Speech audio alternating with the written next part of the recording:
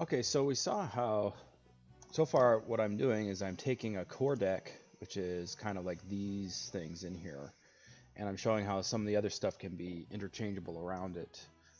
This is probably a bad layout. So when I say it's interchangeable, I don't mean it's of equal value or that your deck will play just as well. I'm just trying to show how your core units are actually what really make your deck work, and it's the other stuff around it which adds, that little extra oomph. So right now what I've got is not much extra oomph, but that's, I'm just trying to show some different units and show how things can be a little interchangeable. I do have some ideas of what I might do next, but I wanted to try this one more time because I'm still trying to get used to this miner and to see if I like the new version of the miner. Um, so there's a lot of wizard tricks that you can use. They're a little harder now, but one of the things that I like to do is to play a wizard in front of a tank unit um, when your opponent has other units nearby. So they say they have a Viking out and they have other units nearby. I will play the wizard in front of the tank unit. Um, this will keep the wizard constantly firing at the tank unit at the Viking, and all that damage will chain to the other units around it. And another thing you can do is play it in the lane next to the unit you're trying to kill, as long as there are bricks there. So it attacks the bricks and then it chains off the bricks to the other units. So, you don't just think through, don't just use, whatever is like the basic angels.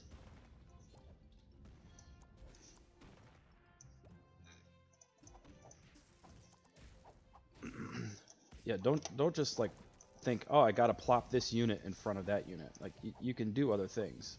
All right, let's get rid of that poison. This is what I'm talking about. Yes.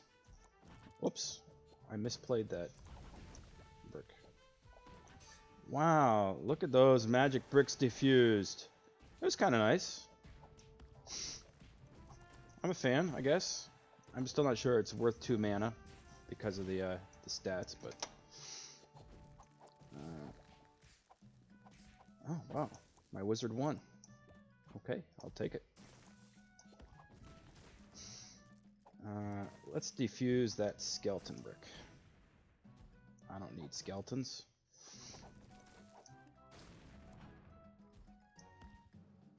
Alright.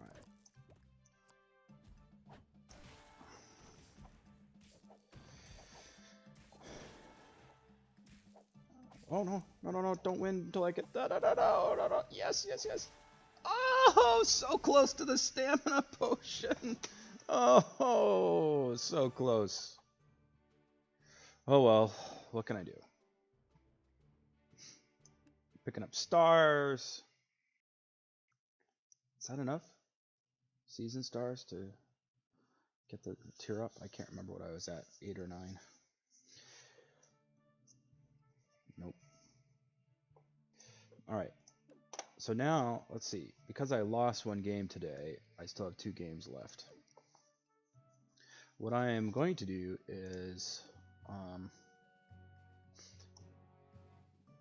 just for fun, try the smoke bomb.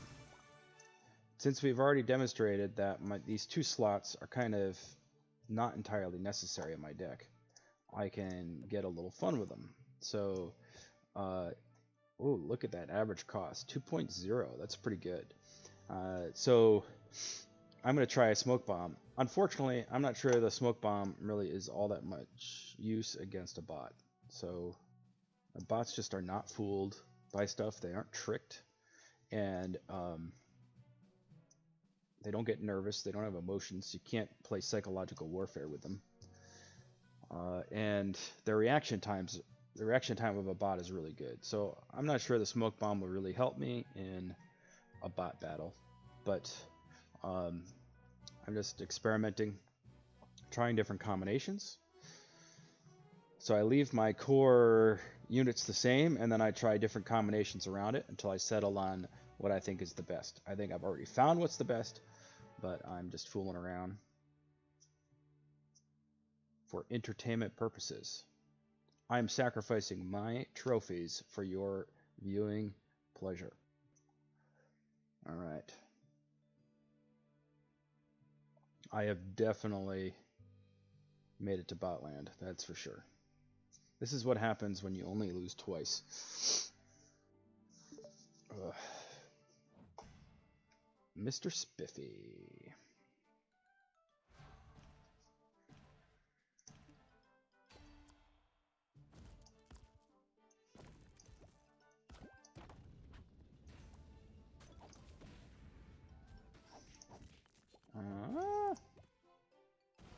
Oops.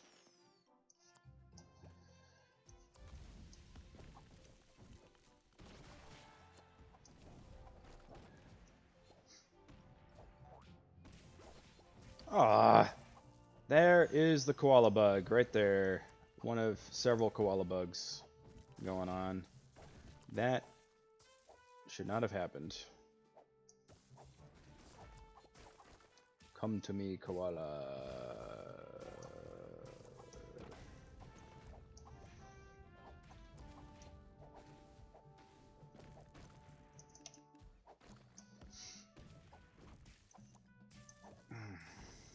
Well, I'm really not doing very well this game. I don't think I like my my particular deck layout here. I don't think it's very good.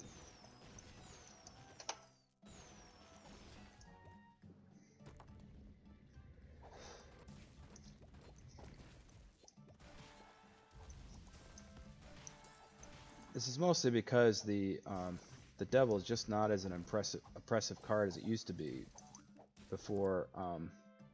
Oh man, I lost again. Hey, hey, hey.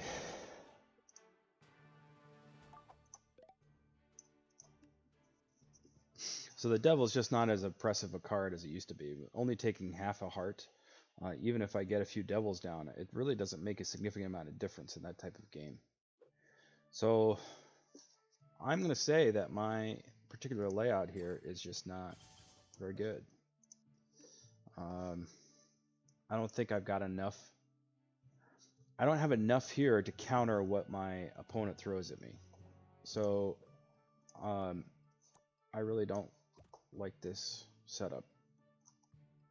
Now probably what I could do is I could put the devil in place of, say, the robot and then have something else in here. That might work. But I think I just really like this deck.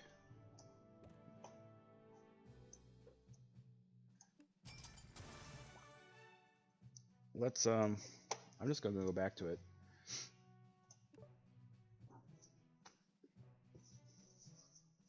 But this is the type of experimentation you kind of have to do at the beginning of the, when you're first learning, is you're trying out different deck layouts. Oh, I fixed my deck just in time for a real person. Good luck. Knate. Knate.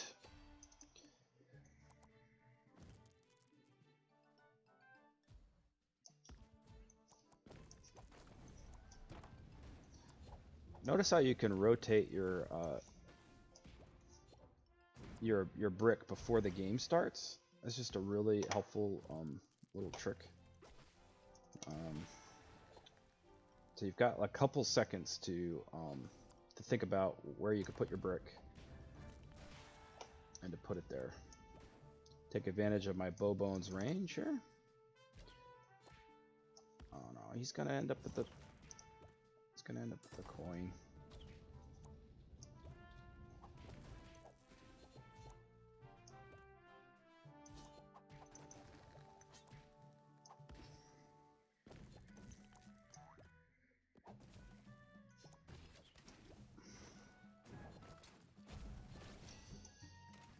Alright, well, here's the issue.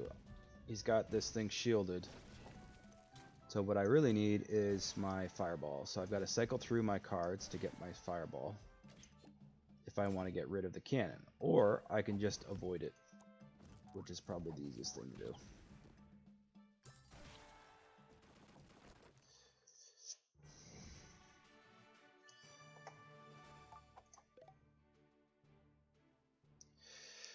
So his problem there was probably again, it was probably the average cost of his deck.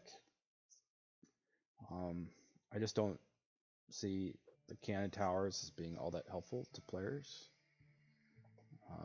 That's part of the reason why I am playing so many games with this deck. I just wanted to kind of prove that how unnecessary the cannon towers are. Oh, Khanate again.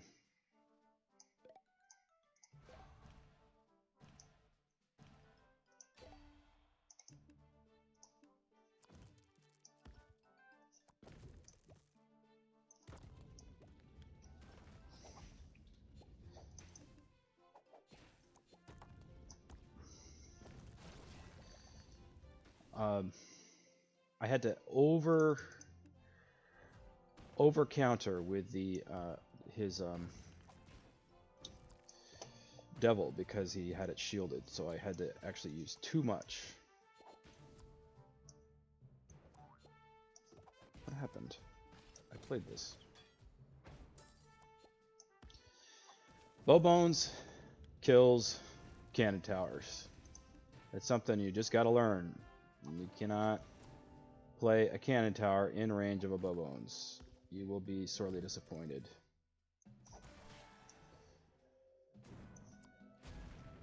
He is playing too slow. You can't play this slow.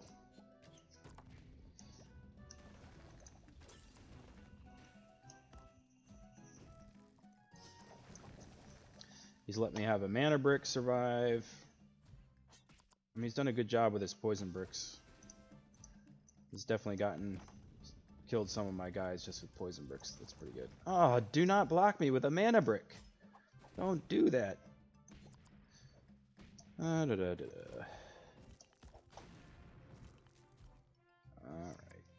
Get a jump. Whoops.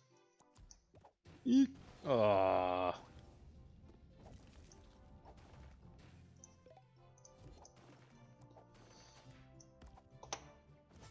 Try to encourage him when he actually manages to get half of a heart off me.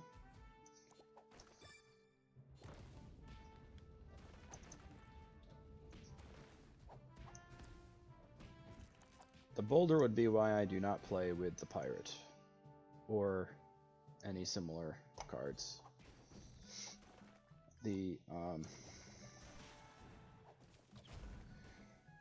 koala is worth it because it can survive the boulder, and it jumped the boulder. Or did the boulder hit it? I have to watch the replay. All right, made out with some good loot that time. Anytime I get stamina potions, I'm a fan.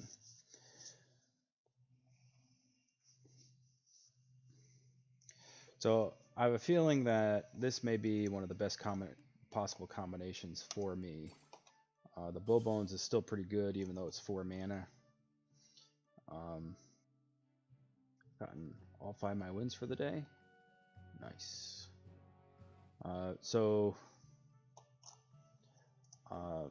You know, I lost a couple games today, experimenting with some different options. They just don't seem to have they just aren't beefy enough. Some of the other options that I had in my deck, they just weren't beefy enough to handle what my opponent was playing against me. So, I mean, I could probably play with the duck or the pirate instead of the koala. I could probably play with the duck or the pirate instead of the Bowbones. That would probably work. I could probably put this in. I might be able to use the bomber skull. I mean, all these are good options. You know, the main thing is I just need enough firepower to be able to play a little defensively, and then the koala helps me take hearts, which is very useful as well. It's always nice to have a way of taking hearts in your deck.